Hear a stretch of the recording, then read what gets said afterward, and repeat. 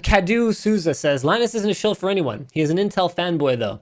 So what would make you say that someone is an Intel fanboy? Am I an Intel fanboy because I've used almost exclusively Intel for the last 10 years or so? Or am I just someone who knows how to evaluate if something performs well and used Intel because I could afford it? Because, newsflash, I'm now running AMD in my personal system. I'm now running AMD in my main server that is the backbone of our entire business at work, AMD EPYC. Do you need a stronger endorsement for AMD out of me? Like other than I'm running AMD in my home theater rig, which is also my VR gaming rig. Like, at what point does the evidence pile up and you just have to kind of discard your hypothesis? How far do we have to go? Got it wrong. I think that comment just got it wrong. You're clearly an AMD show. See, that's the funny one. That's the funny one where you get accused of just like switching your shilling allegiance. Yeah, like you no. did. You put AMD in everything. Clearly, you're a shill. You shouldn't have allegiance to any company because, newsflash, they don't care about you at all. I'm sorry. That's just the way it is. Get this. You know how AMD positioned themselves? I didn't even talk about this. I should have.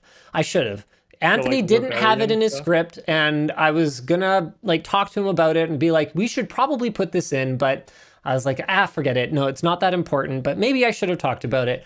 AMD sort of positioned themselves as like a scrappy pro-consumer, brand. They made this image for themselves. Yeah, we've got FreeSync. It's like free. Yeah, NVIDIA, they're bad. G-Sync. The truth of the matter is that AMD just didn't have the resources to build an ecosystem. So they relied on sort of supporting this more... see, the thing is, FreeSync is not technically the same thing as what we ultimately got, which was variable refresh rate.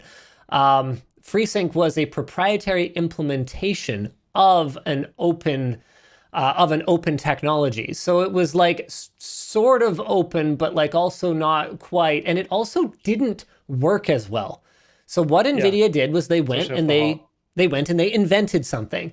And AMD went, yep, it's half-baked, but it's free. Woo, we did a good job. Go AMD. That's the kind of thing AMD does. And as soon as AMD gets on top, and I've already said it before, but I guess I'll say it again, as soon as AMD gets on top, expect their behavior to change because they are still a company and they are still trying to make money. That is their top priority as a company, because without it, they will not survive. And they almost didn't. And there are so many people at AMD that remember how hard it is to survive if you don't make any money. So what did AMD do? As soon as they had a performance lead, they raised their prices. What a surprise. Because you guys got to remember, and there's almost no one that I know who still remains from back in those days, but Intel didn't start the Extreme Edition crap. That wasn't Intel. That was AMD. AMD started it with the FX51. So you can go like, oh, AMD good guy, Intel bad guy, but they both just want your money. And there are people at both of these companies, all of these companies. There are people that legitimately care. People that care about the consumer, people that will actually see a concern in a tweet or in an email and go, wow, I need to fix this because people's experience using these products matters to me. And I take pride in my work. But as an organization, you can't make any such assumption. It's just ridiculous. Oh, so Mohammed says, show them your Apple Watch. I wear this because I hate every Android wearable, and I wear it just to be a troll. I'm literally an Apple customer. I sent you a bunch of the branding and marketing that was used for a little while there for AMD. I found this to be kind of insane. And they actually, at PAX, they actually had people walking around with these protest signs with like different chants and stuff, as if they were actually like staging a protest. Join the you have dragged a URL. Is this even gonna work? Let's see if this works. Hey, there you go. Join the Radeon Rebellion.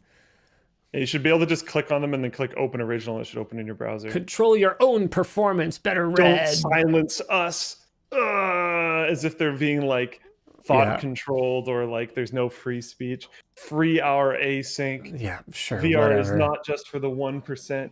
Join the Radeon Rebellion. No more rules. Control your own performance. Do you guys imagine for a second that like the marketing suits that come up with these campaigns are any different from the marketing suits at Intel or Apple who come up with these campaigns and slogans?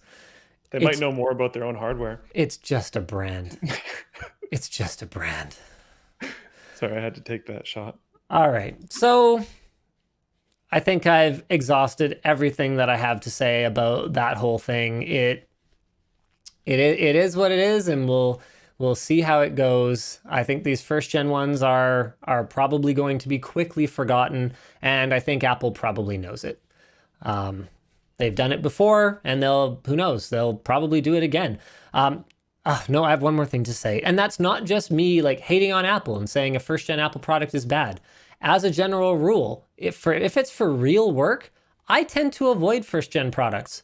We almost always run a generation behind for our editing workstations at work.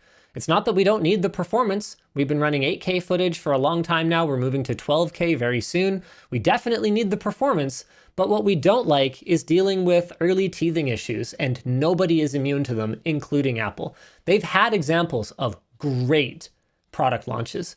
AirPods was a perfect example. And AirPods Pros, there is no doubt whatsoever that I am an AirPods Pro evangelist. I freaking love these things. I use them literally every single day.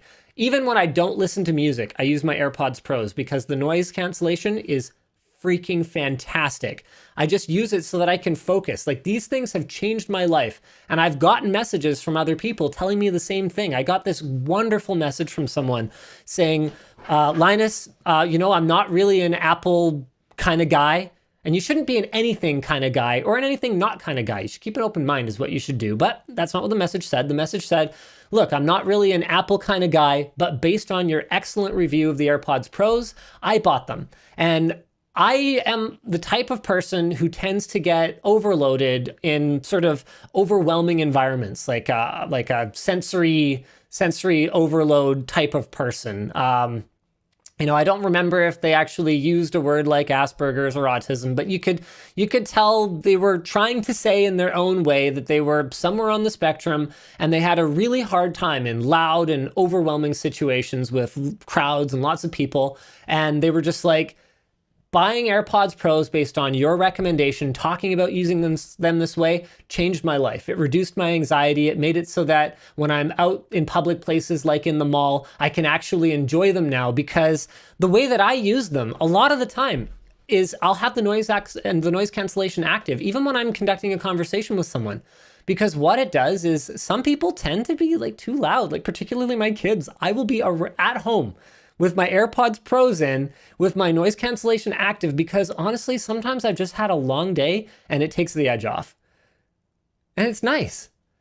Same thing out in public. I've even used them in situations like where there's very loud music playing, like in a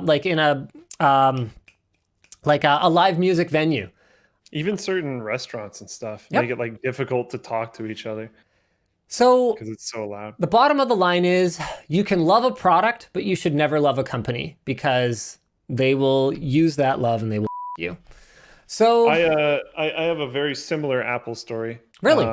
Where I have like kind of weird ears. And like most in-ear headphones don't stay in my freaking ears. Oh, that's true. I remember that. Like the old mobile Apple headphones that were corded were like the only like wired individual earbuds. They were the only earbuds that I could actually like use, because the in-ears would always fall out, and those were shaped more to the actual ear so it would hold on better. And I loved those. And then I got a Pixel 2, no headphone jack, and I'm like, well, I'm screwed now. But I just got AirPods. Not pros. Pros, I don't know, but they probably wouldn't They're work pretty for great. me as well. But they probably wouldn't work for me as well. Right, because your ear canal issue. Yep. But I got AirPods in general, and they're freaking awesome. I love them. I use them all the time. They're great. Vexorian has a super chat in here. I've heard Apple makes Chromebooks now. You can't run real apps, so they run mobile apps. You know what? That's a good point, sort of.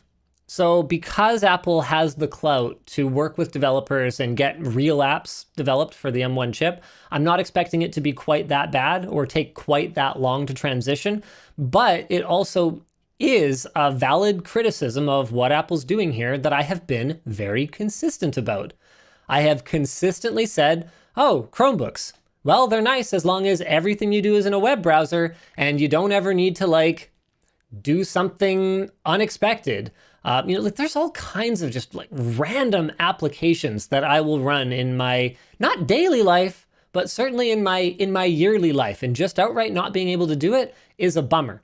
That's something that I hope Apple handles well with Rosetta 2.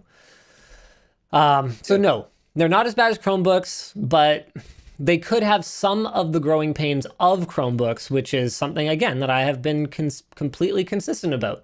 I didn't like it when Google did it, and now I'm going to be skeptical when Apple does it. Nothing wrong with it.